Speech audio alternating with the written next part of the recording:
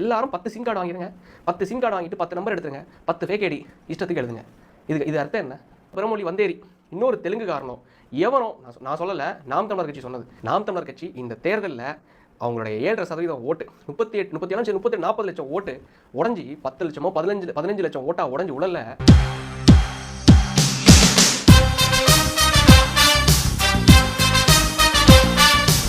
அன்பு உறவுகளுக்கு வணக்கம். நாம் தமிழர் கட்சியில் பயணித்த ஒரு நபர் மாற்றம் அப்படின்னா அது நாம் தமிழர் கட்சி தான். நாம் தமிழர் கட்சியை பார்த்து தான் நான் இந்த அளவுக்கு வளர்ந்தேன். என்னோட அறிவை வளர்த்துக்கிட்டதே அண்ணன் சீமானை பார்த்து தான். நான் இப்போ பேசுகிறேன்னா இதுக்கெல்லாம் யார் காரணம்? நாம் தமிழர் கட்சி தான். எங்கள் வீட்டில் கொடுக்குற பாக்கெட் மணிலாம் கொண்டாந்து கட்சி நிதிக்கு நான் கொடுத்தேன்.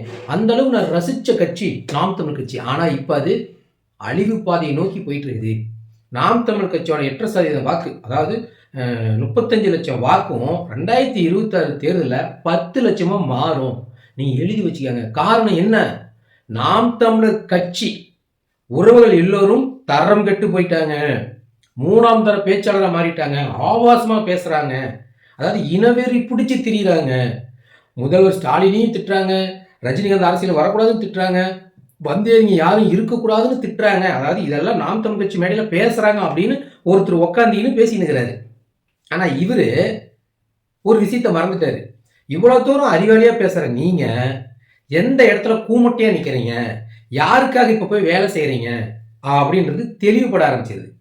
எந்த இடத்துலனா, நீங்கள் பேசின முழு காணொலியிலையும் இந்த கிறுக்கு பிடிச்ச பசங்க நிறைய பேர் சுற்றிட்டு இருப்பாங்க. இந்த பி குமார் மாரி கிறுக்கு பிடிச்ச பசங்க எடப்பாடிகிட்ட காசை வாங்கி தின்னுட்டு நாம் தமிழ் கட்சி மீது அவதூறு பரப்புற வேலையை பார்க்குறாங்க பார்த்தீங்களா?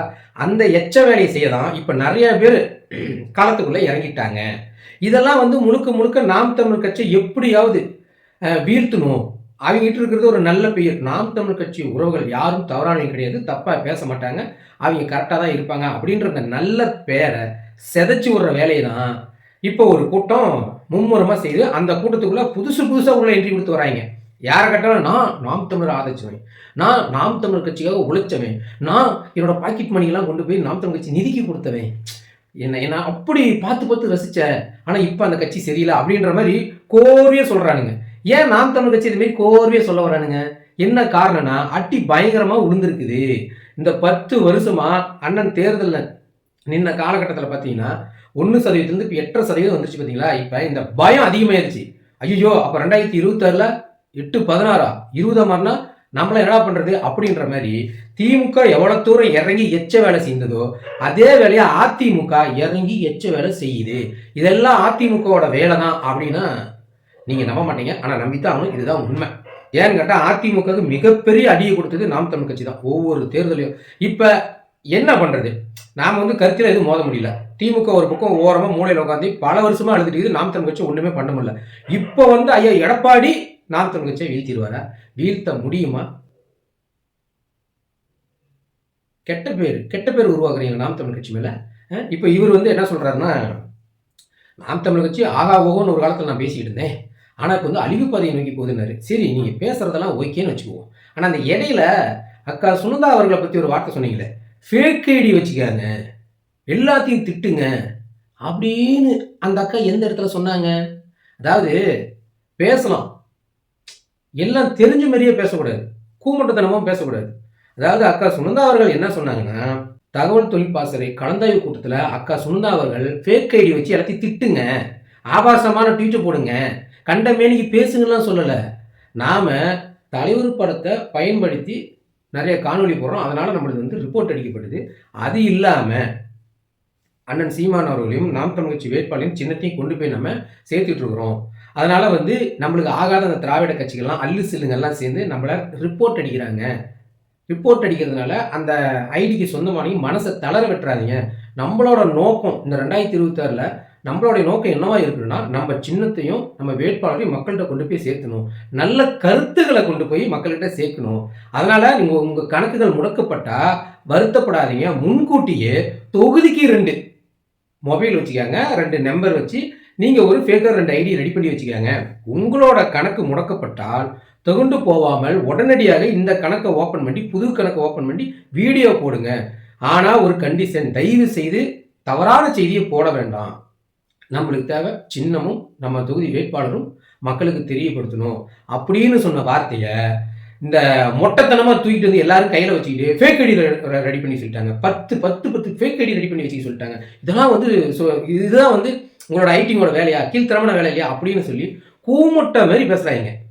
அதாவது உங்களுக்கு நாம் தமிழர் கட்சி சமாளிக்க முடியல. ஐடிவிங்ல வலுவா நிக்குது நாம் தமிழர் கட்சி. அதுவும் ஒவ்வொருத்தரும் இப்போ என்னை போன்று தானாக முன்வந்து என்னோட நேரத்தெல்லாம் ஒதுக்கி வச்சுட்டு கட்சிக்காக நான் 1 மணி நேரம் 2 மணி நேரம் செலவு செய்கிறேன். இந்த மாதிரி திராவிட கட்சிகளில் எந்த மயிராண்டியும் கிடையாது. பணத்துக்கு வேலை செய்கிற கூலி ஆளுங்க தான். அவங்களுக்கு இந்த கொள்கையும் தெரியாது, கோட்பாடும் தெரியாது, கட்சியும் தெரியாது. எவன் காசு கொடுத்தாலும் அந்த கட்சியில் போய் வாயை வச்சு பேசுவானுங்க. அந்த வேலையை தான் இப்போ கரண்ட்ல இப்போ சில பேர் இந்த பிரியகுமார் மாதிரி நிறைய டிக்கெட் அதை இப்போ இவர் பேசுறாரு, இந்த இவர் எல்லாத்தையும் கொண்டாந்து வச்சுக்கிட்டு நாம் தமிழ் கட்சி மீது ஒரு கெட்ட பேரை உருவாக்கணும். நாம் தமிழ் கட்சி தேராது. நாம் தமிழர் உறவுகள் எல்லாம் ஆபாசமா பேச ஆரம்பிச்சிட்டாங்க. என்ன பேசணும்? ரஜினி கேவலமா பேசினாங்க. ரஜினி எங்க கேவலமா பேசணும்? அரசியலுக்குள்ள வந்தாரு. வராதிங்க. அது இல்லாமல் இந்த தமிழ்நாட்டை, இந்த தமிழ் மண்ணை தலைமை வந்து ஒரு தமிழ் மகனாக தான் இருக்கணும். எங்களுக்கு இளநீ அமைச்சராக ஏதாவது எடுத்துட்டு போ, ஆனால் தலைமை தமிழனா இருக்குன்னு சொன்னது குத்தமா? சரி, உனக்கு அப்படி வலிக்குதுன்னா ஆந்திராவில் போய் உக்காரு, கேரளாவில் போய் உக்காரு, கர்நாடகாவில் போய் உக்காந்துட்டு நாங்கள் அந்த நாட்டை ஆளுறோம் அங்கே போய் பேசுங்கடா. ஏன்டா மீண்டும் மீண்டும் மீண்டும் தமிழ்நாட்டுக்குள்ள மட்டும் தமிழை ஆளக்கூடாதுன்னு துடிக்கிறீங்க? அந்த திராவிடம் அப்படி என்ன புடுங்குது உங்களுக்கு? பண்டனவர்களும் போதாத திருந்த மாட்டீங்களா? இன்னைக்கு வந்து நாம் தமிழர் கட்சி எப்படியாவது வந்து கெட்ட பேர் உருவாக்கணும், இந்த தேர்தலோட முடிச்சுக்கிட்டு நினைக்கிறீங்களா? சரிப்பா, 2026 நாம் தமிழோட முடிச்சிட்டீங்க வச்சுக்குவோம். அவன்கிட்ட பணத்தையும் வாங்கிட்டீங்க. அந்த பணத்தை வச்சுட்டு நீ எங்க வாழுவ? இந்த நாட்டில் தான், இந்த தமிழ்நாட்டில் தான் வாழணும். அப்போ வந்து போதையில உன்ன பொழப்பா ஒருத்தன் உங்க வீட்டு பிள்ளைங்கள கையை பிடிச்சி இழுப்பான். பள்ளிக்கு போற குழந்தைங்கள தவறான செயலை செய்ய வைப்பானுங்க. உன் பிள்ளை கஞ்சா விற்கும், சாராயம் விற்கும், போதைக்கு அடிமையாகும். நாரி போயிரும்டா, குடும்பமே நாரி போயிடும். இப்போதைக்கு உன் பணம் தேவை. அதுக்காக மற்றவங்க கொண்டு போய் வாய விடாதீங்க. உனக்கு பணம் எவ்வளவு முக்கியமோ நீ வாழ்றதுக்கு இந்த பூமியும் முக்கியம். இங்க எல்லாரும் வாழலாம், தமிழ ஆளுட்டுன்னு தான் நாங்க சொல்றோம். இதுல என்ன உன் பிரச்சனை? எல்லாரும் ஒன்னா இருப்போம், அண்ணன் சொல்ற மாரி நாங்க கொஞ்சம் முன்ன நிற்போம். தட்சாலி உரானர்.